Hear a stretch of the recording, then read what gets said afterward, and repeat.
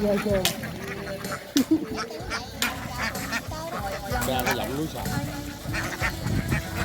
Nó ca vậy là vô đây không? Vô nhưng mà em về em làm là hết. Hả? Tôi để cho nghe mùi xíu mà nó bỏ Bán quyền. Bán quyền. Bay kênh đó. Nó bỏ kênh đó.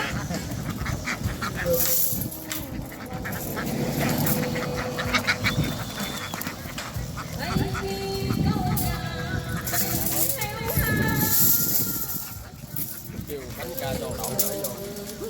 Bích cái nhỏ này luôn. Ca nó hốt nhau luôn. Núi sạp hả? Ca giọng núi sập. Nó cao lên cái bị sập nó xuống lại. Cái này mạng yếu hay sao hay hết lo hết á. Lo hết pin. Không phải. Phải đâu, tại mạng của mấy ông hút ở chơi này mà nó cao Lắm cái máy Cái việc cơ hội hay không? lúc đó mà đầu ca lên đỡ.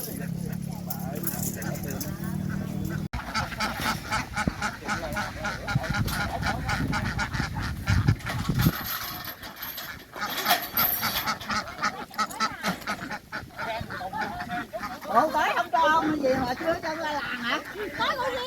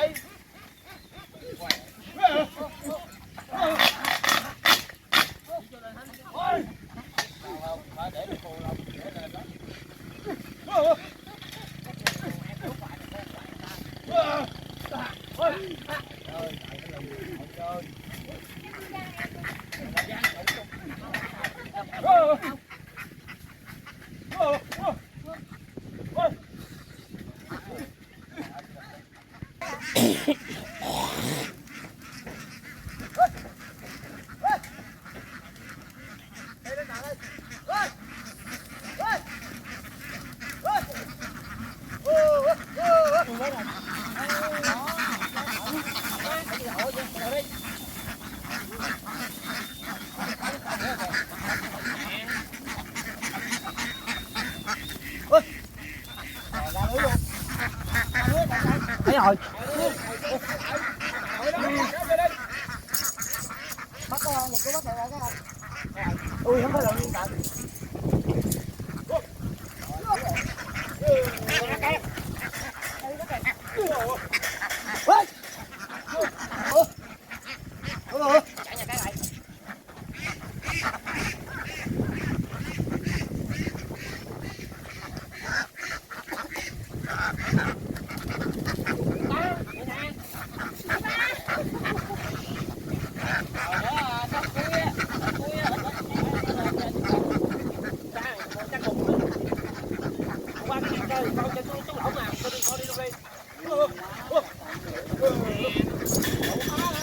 Hai bài đi chung lắm, cắt kèo rồi.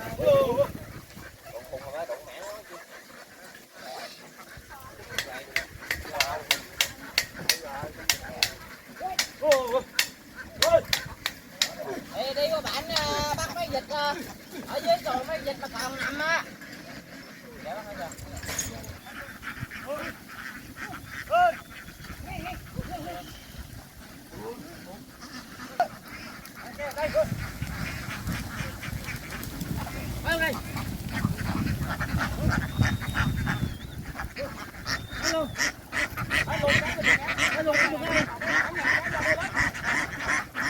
Nó chưa có chịu lên xe nè.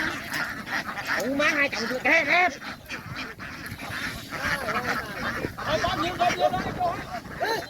Thôi đi.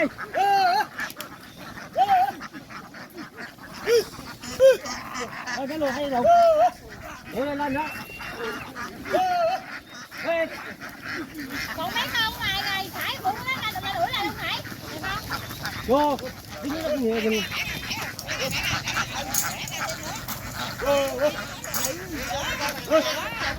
Ê, chịu quá kìa.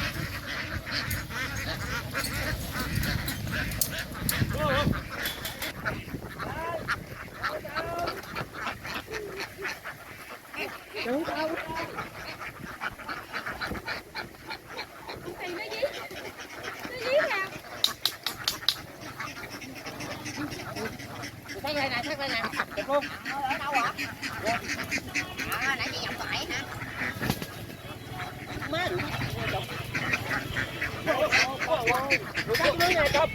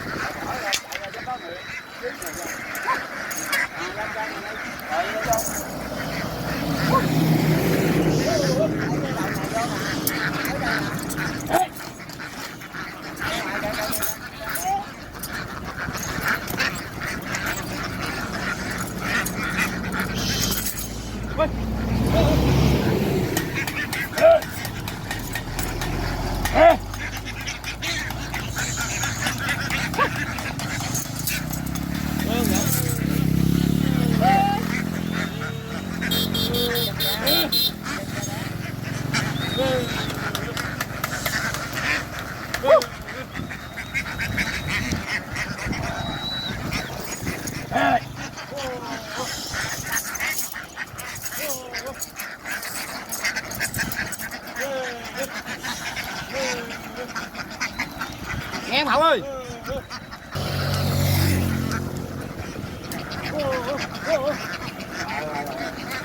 Đi phía nào, đi phía nào. Ui.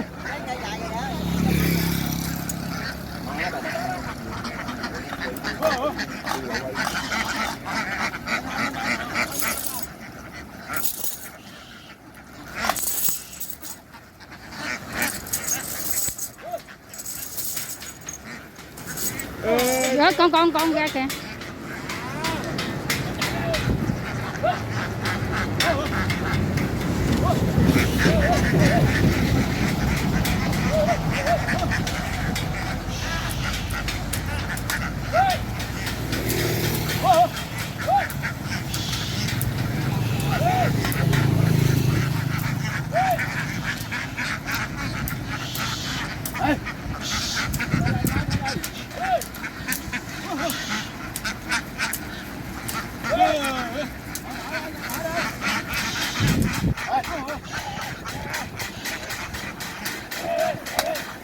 chạy lên chạy đầu đi thôi.